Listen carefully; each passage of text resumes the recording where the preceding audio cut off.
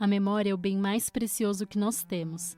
É o que nos ajuda a aprender sobre o mundo, sobre as pessoas, sobre as relações, sociedades. A memória é parte da nossa história como indivíduos e como humanos.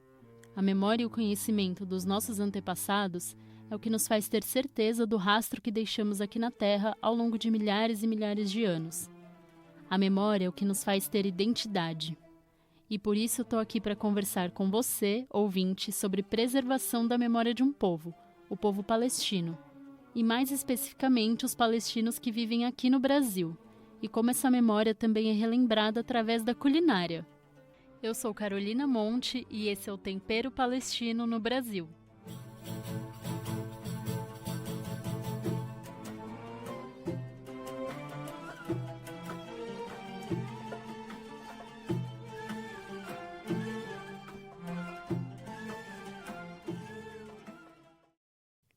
Em outubro de 2024, eu tive o prazer de entrevistar o escritor palestino Atef Abu Saif. E uma das coisas que ele me disse foi que a guerra na faixa de Gaza é uma guerra contra a memória. Tem um trecho do livro do Atef, Quero Estar Acordado Quando Morrer, que explica bem o que ele quis dizer. No próximo ano, espero que a minha inscrição do sabonete Nabulsi seja também aceita como patrimônio imaterial cultural na Unesco.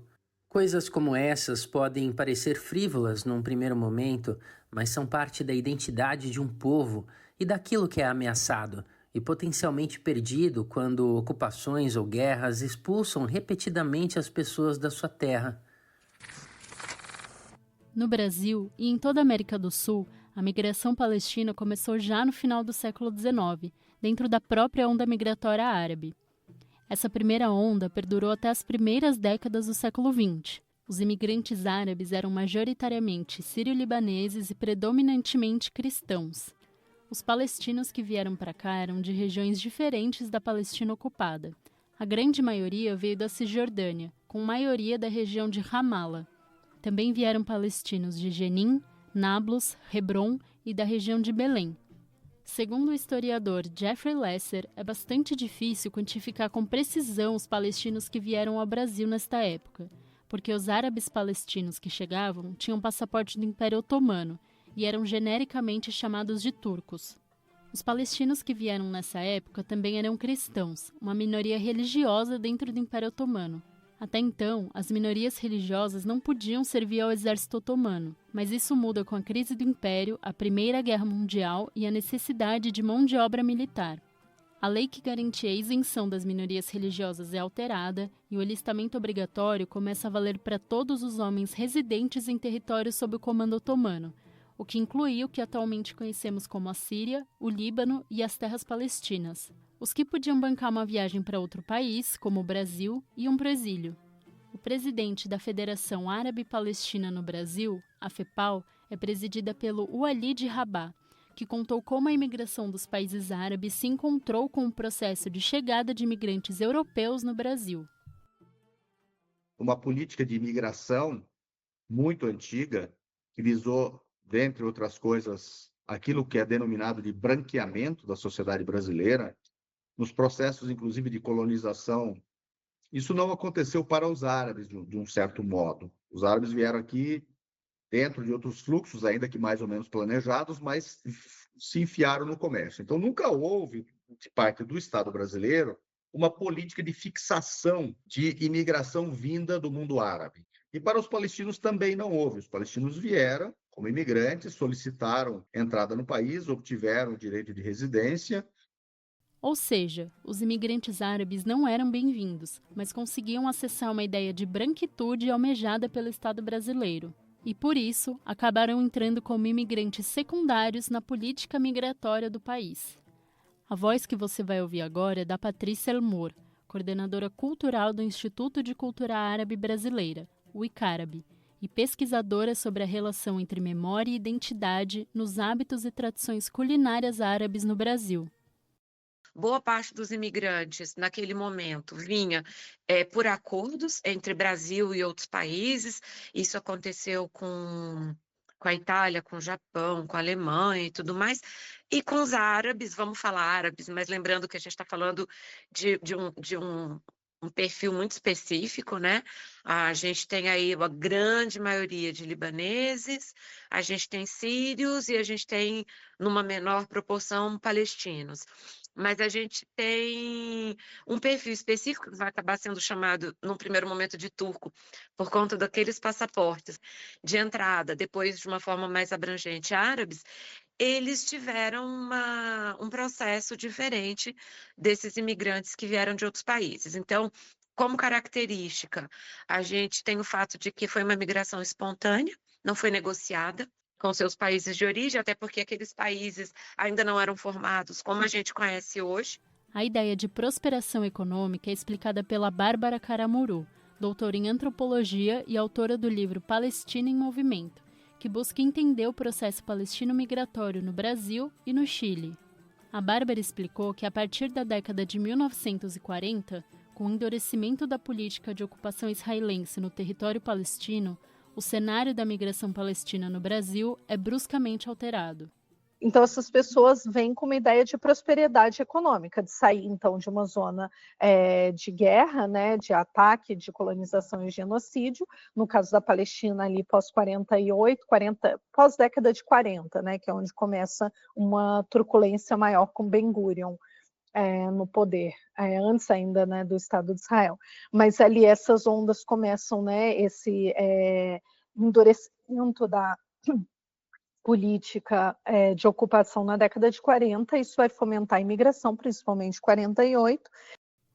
Em 15 de abril de 1948, acontece dentro do território palestino a Nakba.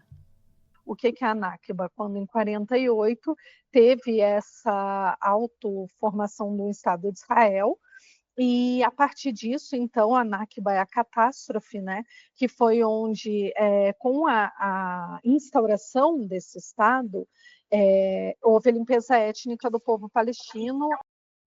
Durante a Nakba, 750 mil pessoas foram expulsas do seu território. Esse êxodo forçado também foi responsável por um movimento maior de migração para a América Latina. A maior parte da presença palestina no Brasil acontece em pós-Nakba, após a grande catástrofe, a grande limpeza étnica, a vida na Palestina de dezembro de 47 a novembro de 51, momento no qual o sionismo se autoproclama Estado na Palestina, em 14 de maio de 48, se autodenomina Israel, tomando 78% da Palestina histórica. Quando acontece esse processo de limpeza étnica, ele atinge a totalidade da demografia palestina por igual.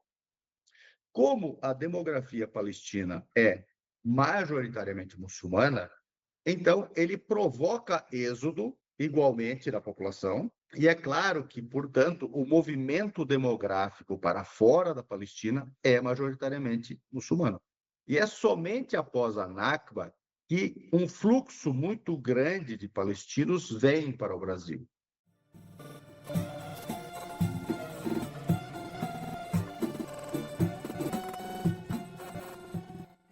O Ahmad Al-Zubi é professor de jornalismo e comunicação da Universidade de Lusail, no Catar, e diretor do site de notícias Monitor do Oriente Médio. Em um trecho do seu livro de doutorado, Diáspora Palestina na América Latina, ele explica um pouco como eram as primeiras gerações que vieram para cá.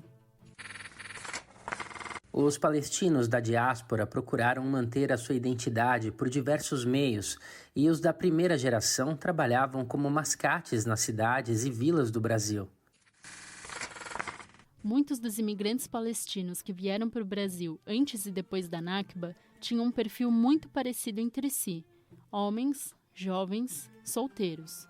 E é aí que surgem os mascates. E aí eles começaram a perceber que havia uma espécie de possibilidade aí de negócio de colocar outras coisas numa mala, né, nessas caixas maiores, botar nas costas de um burrinho e levar para o interior, e daí a figura do mascate, que ele levava não só tecido, mas um pouco de coisa de armarinho, novidades, coisas que chegavam nas grandes cidades e que no interior não tinha.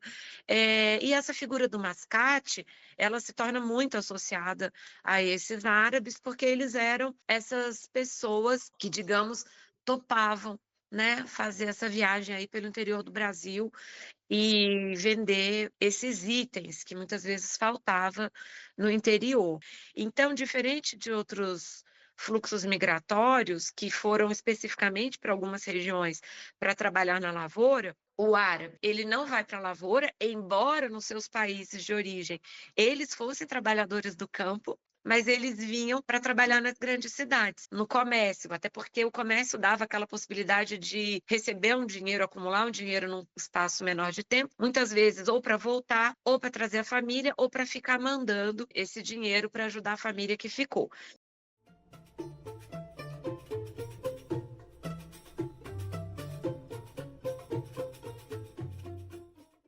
Como os árabes palestinos acabaram trabalhando no comércio, para conversar com os clientes eles tiveram que aprender o português muito rápido e também os costumes brasileiros, por uma questão de adaptação.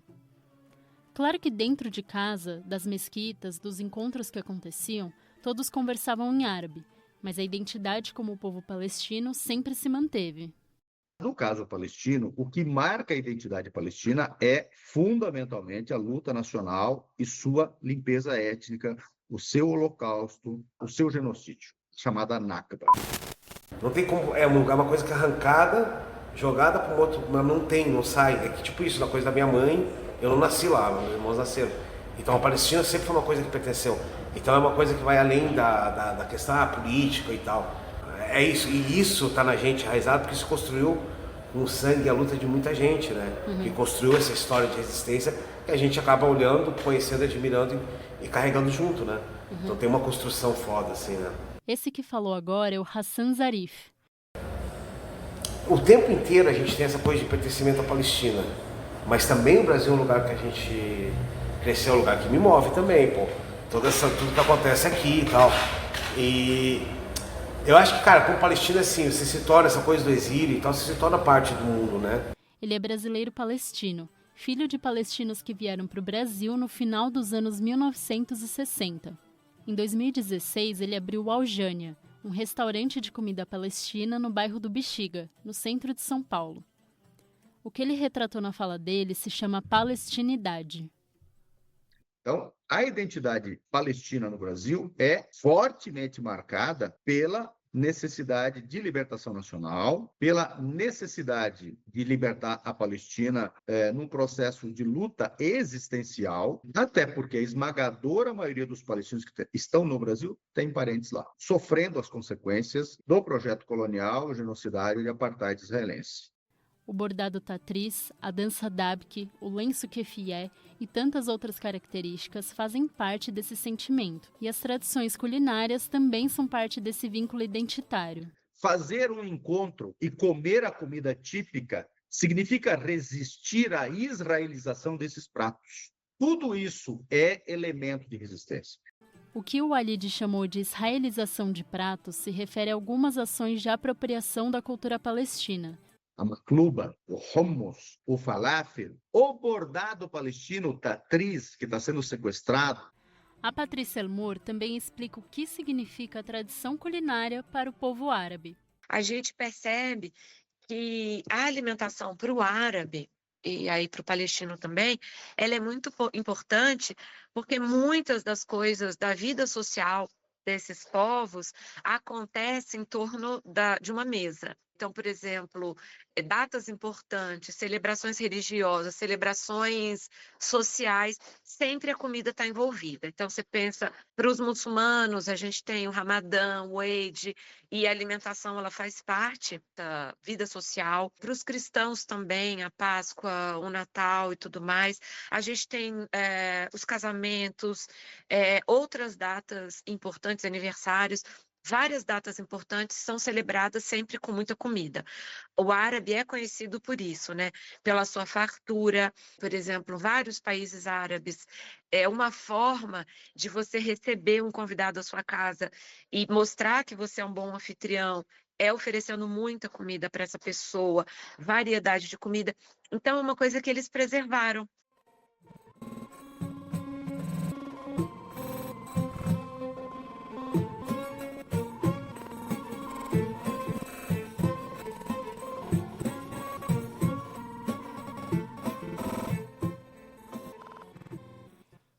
Eu perguntei para o Hassan sobre a reivindicação de algumas comidas palestinas como uma criação israelense, como o bolinho de falafel e o zaatar, e o que significa essa tentativa de apropriação da culinária árabe-palestina por parte de Israel.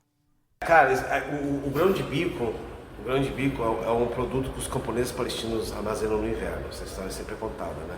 Então o falafel, o hummus, tudo que é feito de grão de bico é da Palestina. Óbvio, tinha judeus da Palestina e tal, que faziam culinária árabe, Palestina, e eram judeus, assim como os cristãos também, e tal, mas é uma culinária árabe. O que Israel tenta fazer, de toda forma, é criar uma coisa que não seja, por exemplo, falafel israelense. Eu vi até mandaram esses dias um vídeo, achei até que era fake, e eu abri e era real. Era um canal israelense mostrando como é que se fazia makluba. Makluba é a comida mais tradicional palestina, não tem como e tal. Eles já estavam roubando ele. Se você quer apagar, como Israel está fazendo a limpeza étnica em Gaza, está tentando fazer desde 48 uma limpeza, né, dentro dos territórios deles, conseguiram. Cisjordânia e tal, e criar o Estado de Israel, consolidar o Estado de Israel na Palestina histórica, aí você quer apagar a identidade. Eles mudaram os nomes de cidades, o bordado palestino foi proibido por uma época, eles tentaram proibir a coisa da melancia. É porque proibia a bandeira palestina e a melancia tem as cores da bandeira palestina.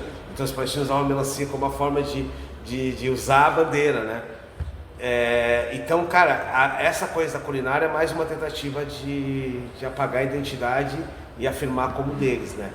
Em 1977, o Ministério da Agricultura israelense declarou o zaatar uma planta selvagem, sob proteção do Estado. As colheitas da planta foram rigorosamente reguladas e camponeses palestinos eram presos e tinham suas casas invadidas se eram descobertos colhendo ou plantando zaatar. Quando eles apagam isso, é uma forma deles não serem acusados do que eles mesmos fizeram.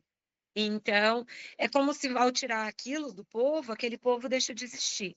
Então, é muito importante que não só os palestinos mantenham vivas todas essas memórias, mas eu acho que o povo árabe, eu acho uma vergonha. Quantidade de países árabes que não se mobilizam para preservar isso, sabe? Eu acho que era obrigação do mundo inteiro, não só dos árabes. Eu acho que é uma obrigação moral que a gente tem de falar sobre a Palestina, de falar sobre a comida palestina, sobre a música, sobre o dabik, sobre o bordado, falar sobre as oliveiras, sobre o azeite, falar sobre o lenço palestino, para que isso não morra.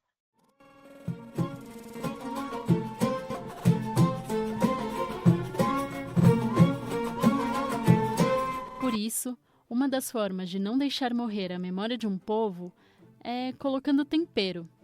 E falando nisso, ninguém melhor do que alguém que entende de temperar para falar do assunto.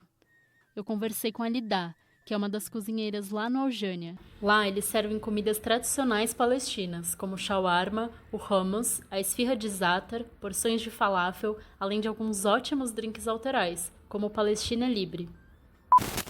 Olha, final de semana, dia de feriado lá no Palestina, quase todo mundo faz makluba e almança.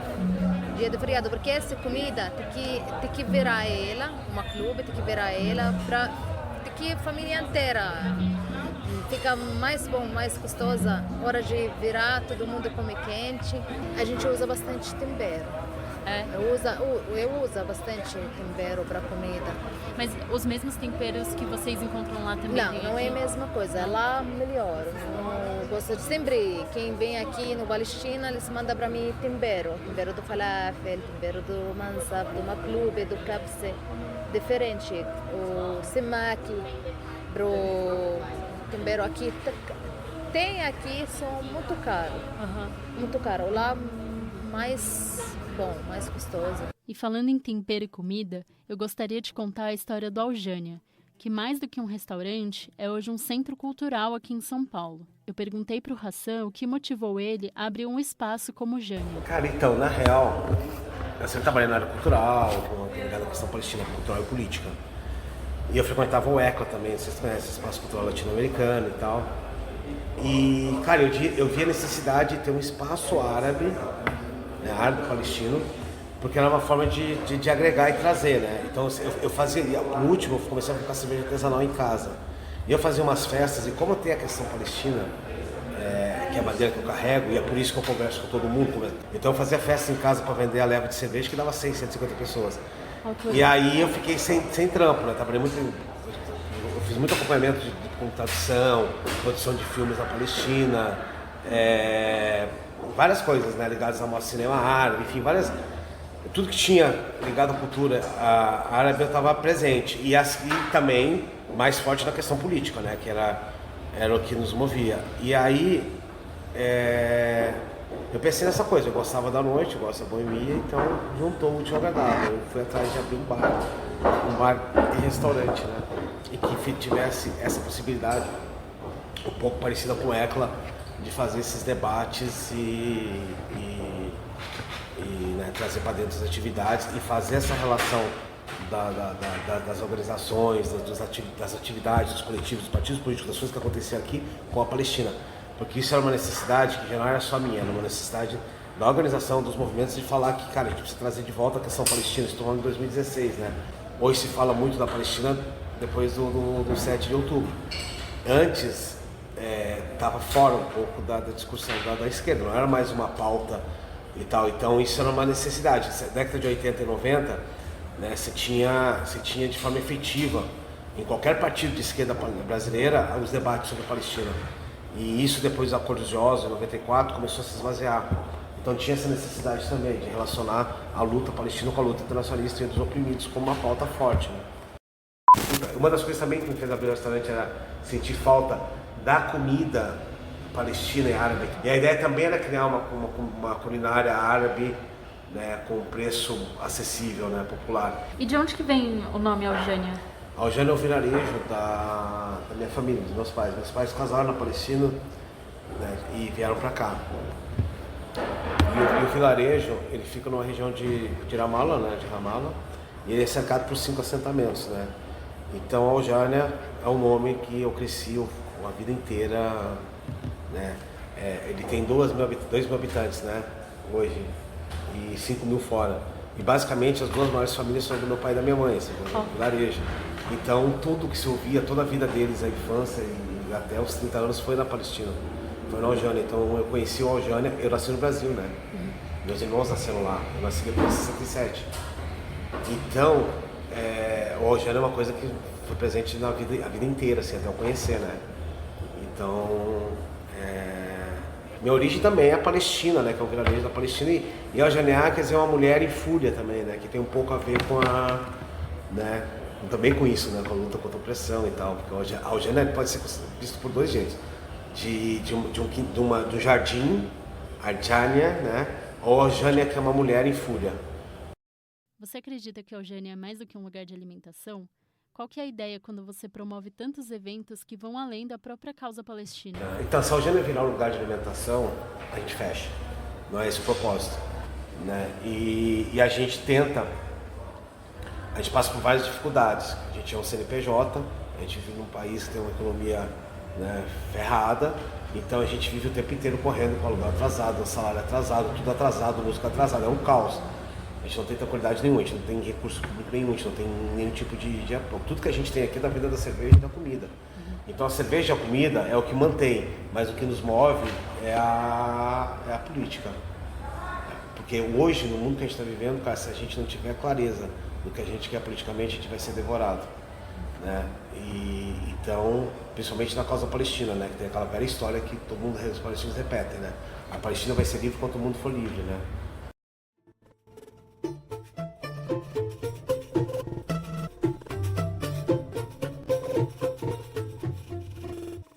Culinária, dança, escrita são testemunhos da existência de qualquer povo. E para que um povo exista, ele também conta com a sua memória, com o seu desejo de pertencimento identitário. No caso palestino, é a vontade de ser livre para exercer a sua palestinidade. O meu filho, ninguém mais tira dele. Ele, com 11 anos, ele foi comigo para a Palestina. A gente ficou 12 horas na fronteira da Jordânia com a Palestina. Eu fiquei 6 horas separado dele em interrogatório.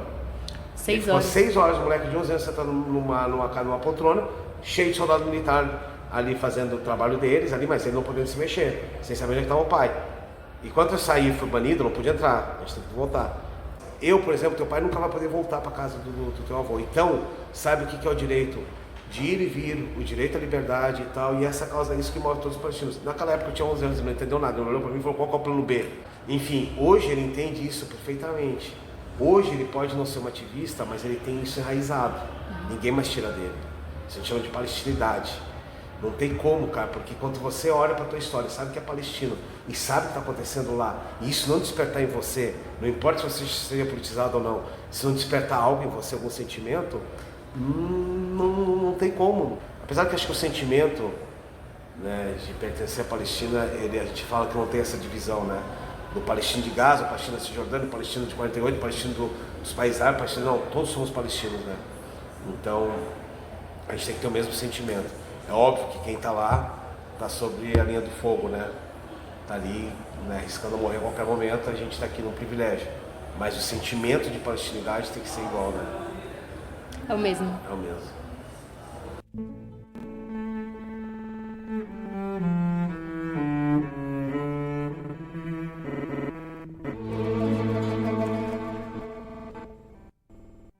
A locução desse podcast é de Carolina Monte.